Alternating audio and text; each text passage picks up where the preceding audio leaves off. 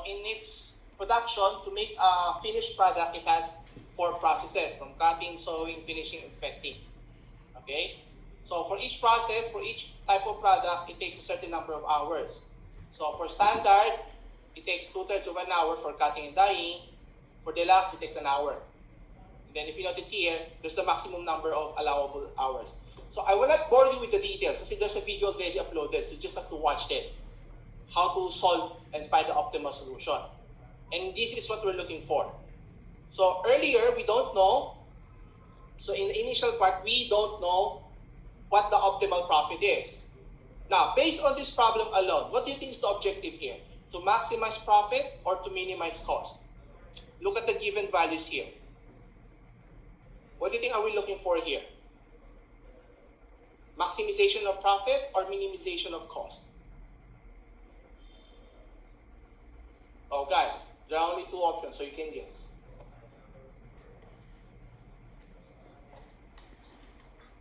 Minimize, sir. Minimize. No? Try again. Again, how do you know if it's minimization of cost? Diba dun sa model, under cost, what are the 2 components that you need? Diba yung sa model na yung ginawa ko na, what do you call this? The influence diagram, under total cost or total expense, what are the 2 components that you need? Variable And fixed cost. Do you see any of that here? Do you see any of that here? Wala. Kung wala yung expense, automatic yan, revenue yan. In this case, maximization of profit. Okay? So anyway, so how do we determine that? So it's in the video, so I will not bore you with the process anymore. Okay? So let's assume now once you go to data, Excel solver, you plug in the different inputs there, and then you click solve. This is what happens.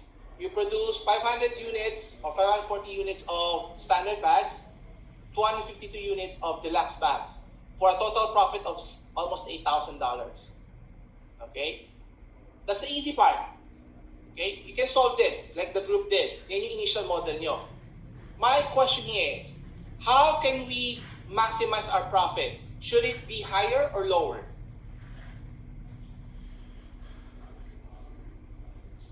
Based on our objective, should it go higher or lower?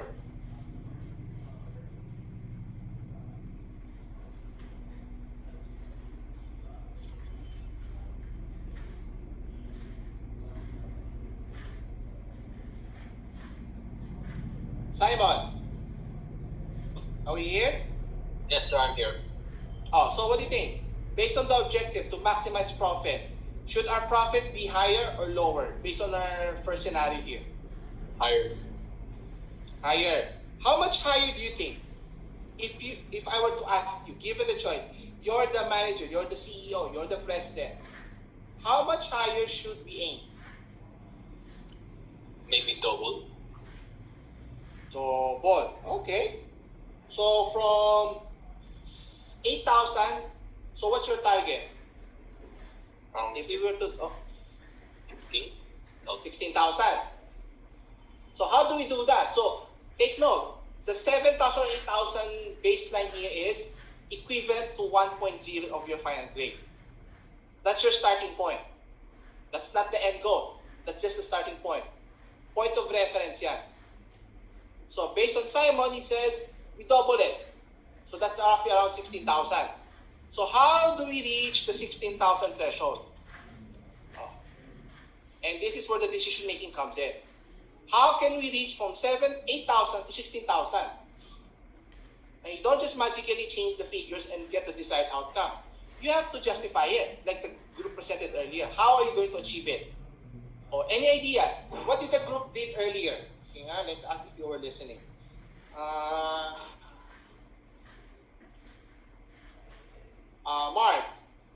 Mark Lim, are we here? No? Mark, not here? Okay.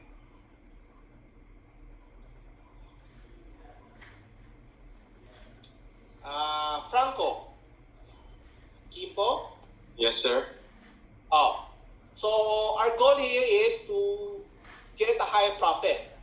From Yes. 8,000, that's equivalent to 1.0. So 16,000 is equivalent to, let's say, 4.0. Could be even higher. You have to Yes. set that mark. So question here is, how do we do that? Based on the group that presented earlier, what did they do to achieve that? Increase the bugs produced, sir. But, yes, but if you were to do that, so if I were to, let's say, from 540 to 600, obviously you generate more revenue. Yes, sir. But what's the problem? Look at the bottom. Your available hours is only 630. How many hours did you take up? 672. Yes, sir.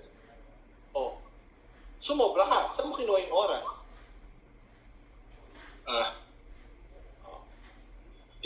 Increase the time, sir. But if you increase the time, what's the problem there? Higher costs. So be careful with that one.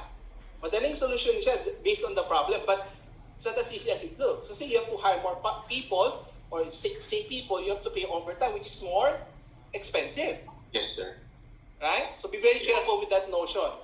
So that's a nice try. Yan yung first mistake lagi. Yung produce more. Obviously, produce more. But you have limited resources. So let's go back to the drawing board. It's okay. Nice try. Thank you, Franco. Okay, Oh. sir. Okay. Matthew Chua? Yes, sir. Oh, same question.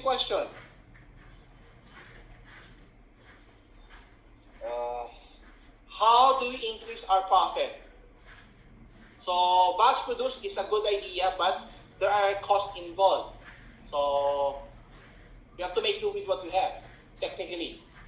So, what else? Oh, based on the group that presented earlier, ano yung sinuggest nila? Based on their recommendation, ano yung gagawin? What did the group do in that case to generate more revenue? Double the amount pa nga eh. That's a very remarkable. Si Carl nakikinig eh, kasi nung na-stack sa akin. Anyway, so what do you think, Matthew? They suggested to increase the price, but I don't. Okay. But look at the price here. Look at the profit per bag sa standard and deluxe. What's your observation? What do you notice? Do you notice anything peculiar? So the profit for standard is higher than the one for deluxe by one.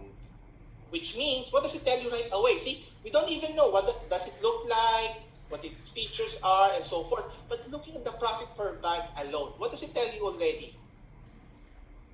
We're spending more for deluxe, but we're getting less profit for it. So why? Why do you think so?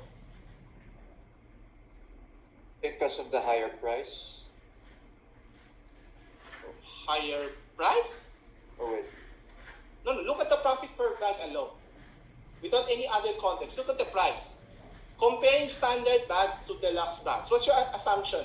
Normally, when you buy products, na pag sinabi, oh, you buy a standard phone versus a deluxe phone. What's your understanding there? The standard ones are more profitable. Profitable. But in reality, if I were to remove the price, di ba when you say standard, di ba when you go to a hotel, I heard standard room versus deluxe room? Are you familiar with that? Yes, sir. Oh, what's the difference between a standard and deluxe room? Or bedroom? The deluxe one's more luxurious, has more facilities. That's right.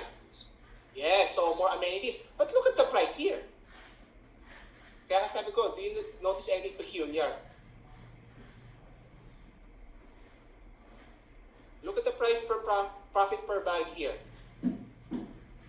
Deluxe tends to be more expensive. But in this case, what do you notice?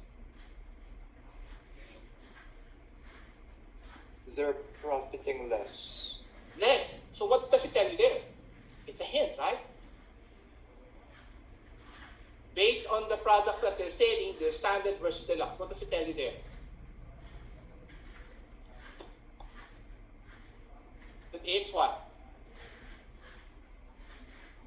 degraded. I mean, their deluxe isn't what it should be because That's right. So meaning, how do you put it two and two together? Supposed to be standard is less expensive, deluxe is more expensive. But in this case, it's the complete opposite, right? So what does it tell you about their product? the standard is of more quality in a way. Yes, and that the deluxe Is less. is less quality, technically speaking, based on the figures alone. Thank you very much. So looking at the numbers, it already gives you insight, significant insight. Kasi normally when you say standard versus deluxe is the better product, technically speaking, right? That's what we're accustomed. But look at the data here. It's the opposite. It's slightly less than the standard. So knowing that alone, standard tends to be more profitable, technically. And look at the optimal solution. Which product should you produce more? Standard, sir. Standard, which makes sense kasi it's more profitable eh. Even though it's a $1 increase, it's significant kasi if we were to reverse it, let's use a different, so 540 and 252. So if we were to reverse it, 252 and 540, is it higher in terms of profit or lower? Obviously, it's lower, sir. right? Diba? And obviously, it even exceeds the available hours, so it won't work. But I'm just giving you an example here. Okay? So question here is, how can we increase it? So do we increase the price? So like Matthew is saying, right? Now, which one are you going to increase? Given those two choices. Which would you increase? So let's go to scenario 2. So we still have the same data here. So how much increase would you want for both or for a single product only?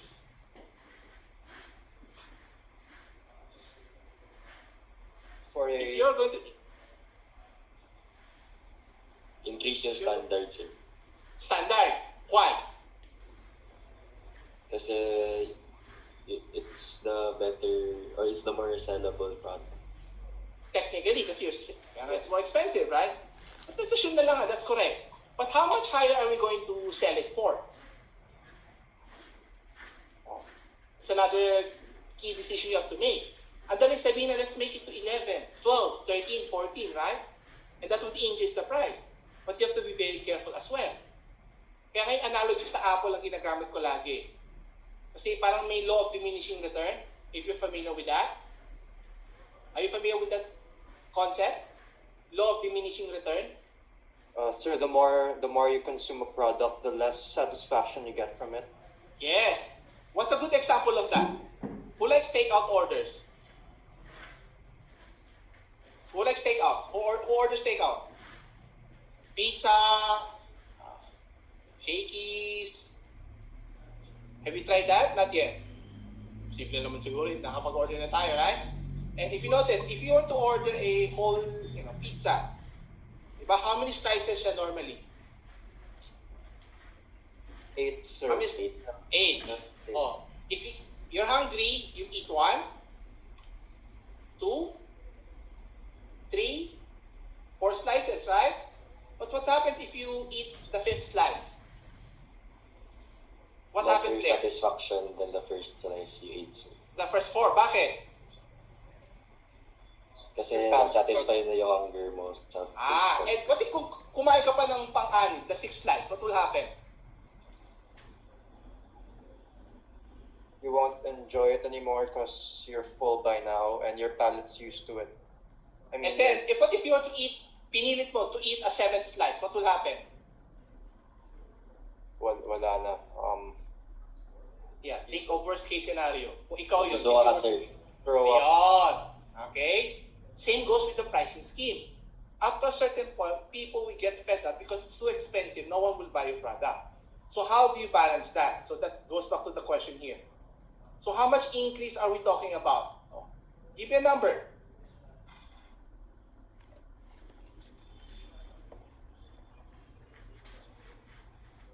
13, sir. $13. Okay. Sorry.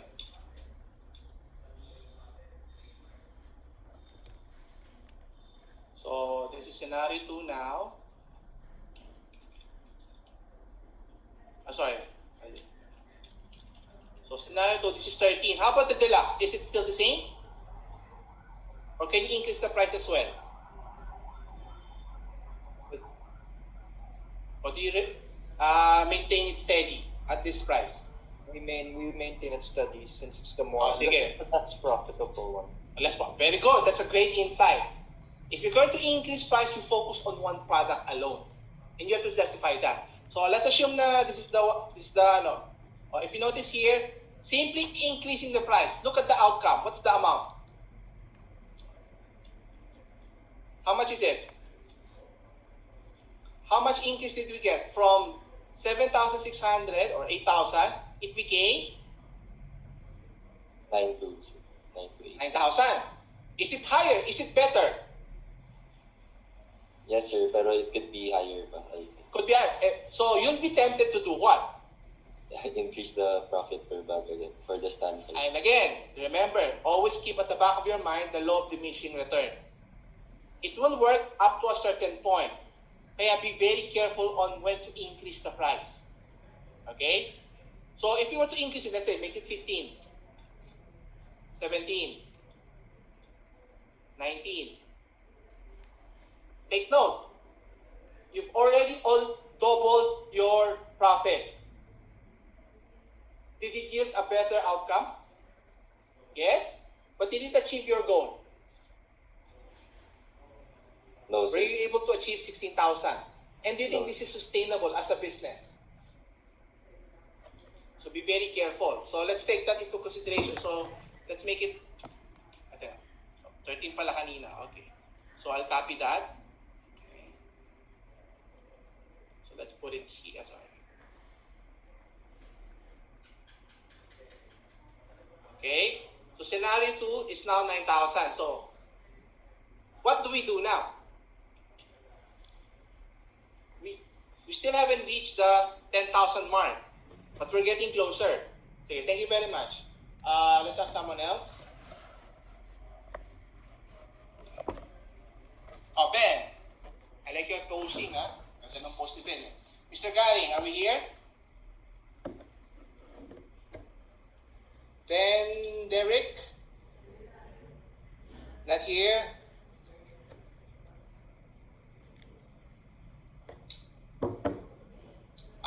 Nishi? Miss Nishi, are we here? Yes, sir. Oh, same question. So if you notice from our initial solution from 8,000, then we increased the price for standard, it became all 9,000. So what else can we do to increase the profit? Our goal is to get to 16,000, if you notice. Oh, so parang it's technically a trial and error basis here. So is there a way to do that?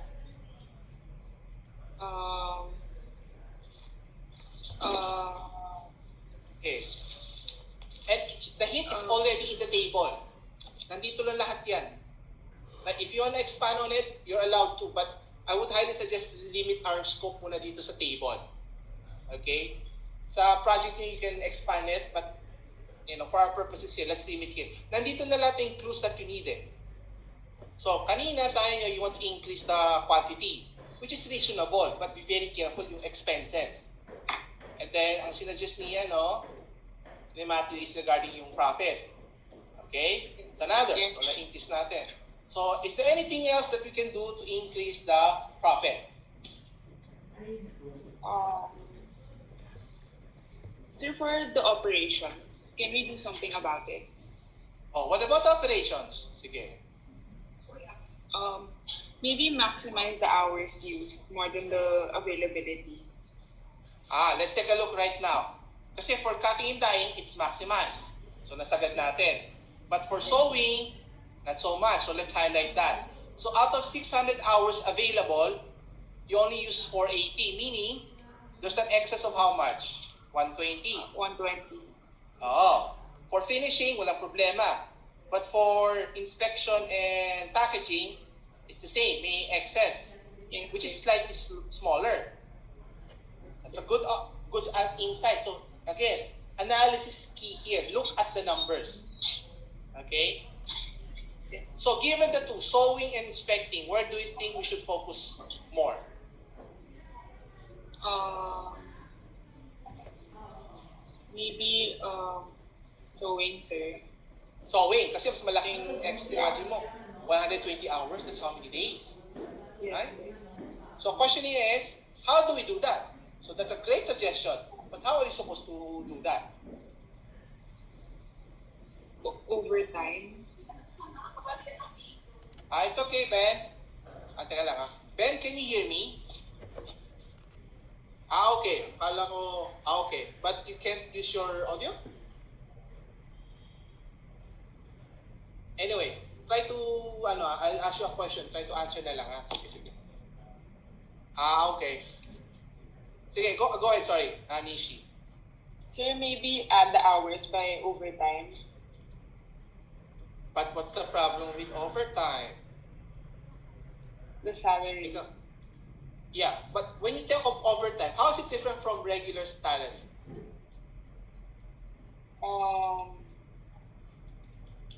Maybe more productivity. So it will result to like more. The regular salary, let's say if you're working 9 to 5, then if you go to overtime, is there any difference?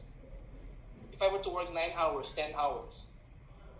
No different. Really? Why do they call it overtime kung you're going beyond the allowable working hours? Tsaka what's the incentive for people to work overtime? Why do they hear people talking, uy, mag-overtime ako, yes. They get overtime pay. How is it different na from regular pay? Is it higher, lower? Which is higher, yung regular pay o yung overtime? Overtime pay, sir. If you were to give overtime to everyone, what would happen? It will increase the expense also. for the Expense. company. So be very careful with that one. Okay. But then it may also resort to more income since maybe it can generate it back, the expense. Yes, but is overtime the best solution? That's my point. No, sir. So I like the idea, but what's a better alternative rather than give overtime to people? Kasi diba, sometimes yung overtime, lalo na pag kami night differential, it's almost twice the regular pay. So let's say if I'm paying you 100 per hour, 500 per hour, pagka overtime yun, nagiging 1,000. Is that beneficial for the company? No, sir. Should the company adapt that? So maybe not so much, right? It's not kahit productive yung tao, but the cost outweighs the benefit. Something like that. Yes. So what do you think? Sir, what if we add more operation? What do you mean add more operations? I like that idea. Very, very nice. So what do you mean? Can you elaborate? So everyone, so please listen to the idea of Nishi. Maganda yung concept, adding more operation. Why? Excuse me. Again, sir, to increase productivity. So more, the company can offer more, activities, sir. So more people can participate and the company can get more profit. So let's use this as an example. Right now, we're producing golf bat. The process involves cutting and dyeing, sewing, finishing, then inspecting and packaging. How are you going to add more processes?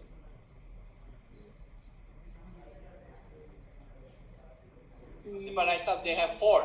You're going to So add how about more. packing? What about packing? There's no packing here. So maybe, Inspecting and packaging? Hindi pa packing yung packaging? yeah.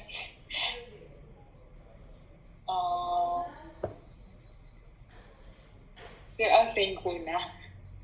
No, you're getting close kasi if you notice, apat lang yung process dyan, right? Yes, sir. We want to maximize sewing. Where do you think we should add more process? Sa sewing? O sa Yes, other sir. process? Sewing, sir. Sewing, sobra ngayong oras eh. Do you want to separate the process further? Also, you add sis no extra time. Like, give me an example. Yeah, now you're thinking. Finishing say Finishing. Bakit sa finishing? because more hours yung Hindi, look at the hours used and the hours available. yeah, there are more hours available compared to cutting and dyeing. Use more hours. Okay, so finishing. So maybe instead of just one process of finishing, magiging, Two, maybe like a sub process. so may finishing, pre-finishing, post-finishing, something like that. Yes. Okay? Oh, that's a great idea. So please keep that. Obviously, we're expanding the territories here already. So I will not go into that first kasi it tends to be more complicated. So that's a great idea. I like the idea ni Nishi. So everyone, please listen to that idea. You can use that in any of the cases that you're being given. Okay, thank you. So let's ask someone else. Okay. Mr. Henria, are we here? Yes, sir. Okay, same question. So what else can you suggest to increase the profit? So we've already gone down the path of increasing more products, increase the price, and Nishi just mentioned nga yung process, we add one more process. But what if you were to limit our scope here? Is there a way to increase the profit without changing so much the processes? Maintain pa rin yung apat na process. Well, what I thought, sir, is that since there's 120 hours available from sewing, why not distribute those hours to cutting and dye and finishing, sir, so that it will be more evenly spread out, sir. Very good. Pwede yun. So, if you notice, two different ideas trying to achieve the same concept. So, meaning, instead of 600 hours, we'll reduce it by, make it to 480. So, yung total available hours is 480. Okay? And then, we'll add that 120 to cutting and dyeing. So, 630 plus 120 is 750. Okay? So, let's rerun solver. Let's see if it makes an impact in the outcome. Okay?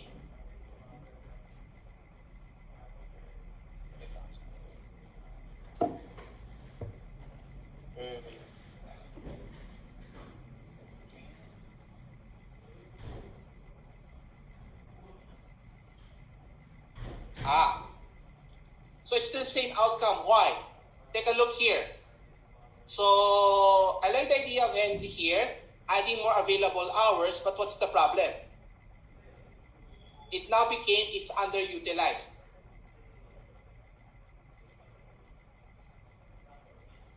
So can we do something about it?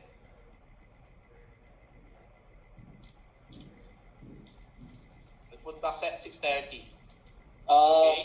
So, yung 120, do we just put it all in cutting and dyeing? No, sir. Leave some, sir, also in sewing, sir, so that. Sewing? Yeah. You want to add more hours of sewing sa available hours? No, leave some available hours, sir, so that because when I think more hours is used, sir, all the other processes will increase also, sir. So do we take out 480 hours? So kanina is 600 eh. So what do I do here? I think maybe, sir, leave like make it 500, sir, and then like distribute 500 lang. Okay, so if this is 500, sorry. then maybe distribute, sir, 50-50 to cutting and dye and finishing, sir. I'm not sure, sir. Sige. Let's try that one. Let's see if it works. So right now, 600 is the threshold for sewing, right? That's the available hour. You're suggesting we remove at least 100 hours. So from 600 it became 500. Okay? So now we have an excess of 120. Right? And you're suggesting we spread that not just to cutting and dyeing, but also to what? Sewing and maybe not inspection and packaging, sir, because there's already excess, but also so sewing. add nga? All the Cutting other and dyeing and which one? May isa pa. finishing. Finishing. Kasi sagad na if you notice, pag wala ng slack, meaning wala ng available time, yun yung dadagdagan ninyo. So let's share 60-60 na lang para lang madali. So 630 plus 60. So it's now 690. Then 708 plus 60. It became this one, right? Let's see if there's an improvement in the outcome. Let's try to solve it again. Did it have an impact? Was it any better? Yes, sir.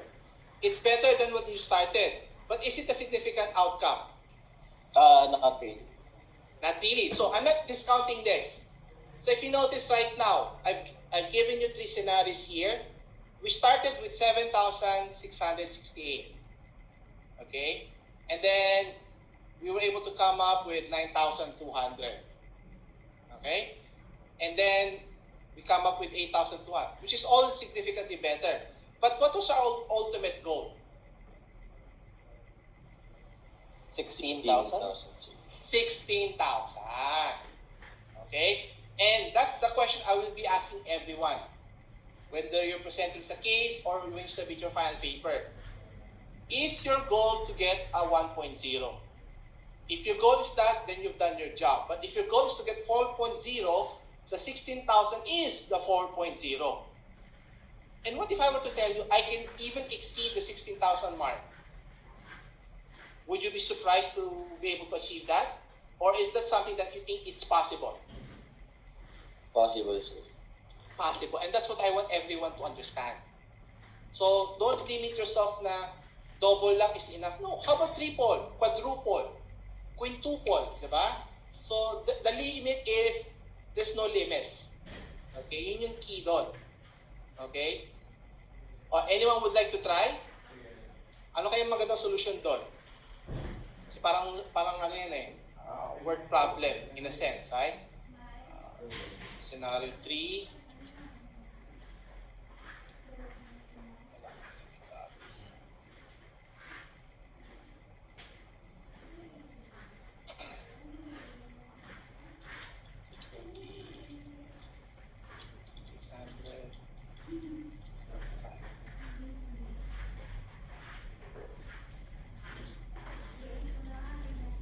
Okay.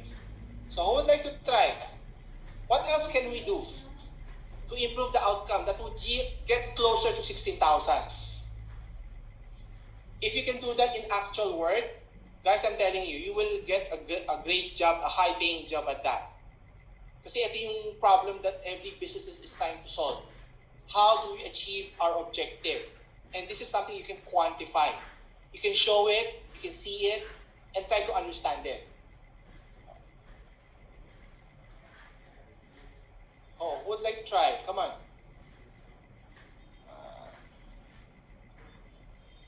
Saan na ba yung message dito? Type ako.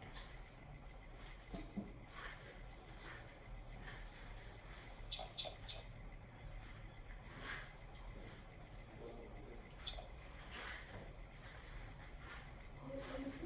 Oops. Stop sharing.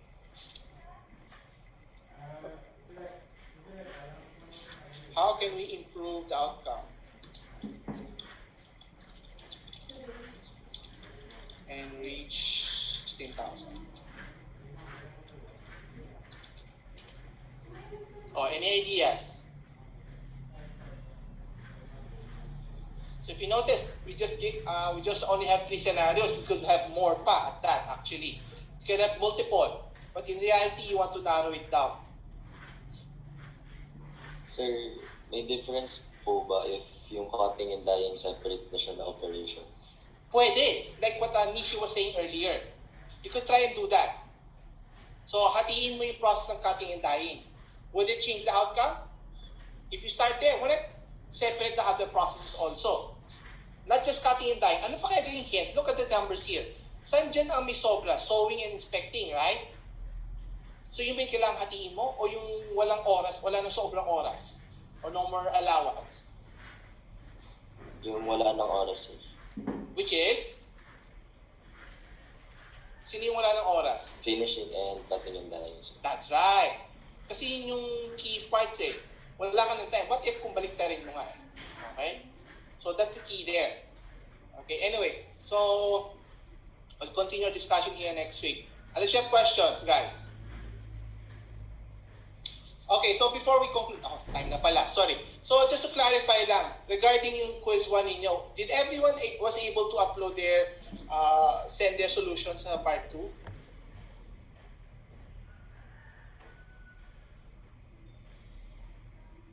Guys? Oh, no feedback, so I'm sure you did. And then, guys, if you have technical difficulties, again, it's always option. If you cannot send your solution sa text box, actually you could just copy and paste worst case scenario. What's your other options? So that, moving forward, you have alternatives. What are your options if you cannot upload in the text box? What should one do?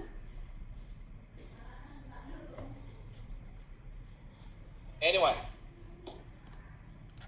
Find different alternatives, which is It's the same case, yes, that's right. And what's the alternative? Sir, I cannot upload, yung embed is not working for whatever reason or mali lang yung process. So what can you do? Not submit it? we can Discussion. Come again? The discussion for the quiz one solution. You can submit. Pwede. But before that, what was your other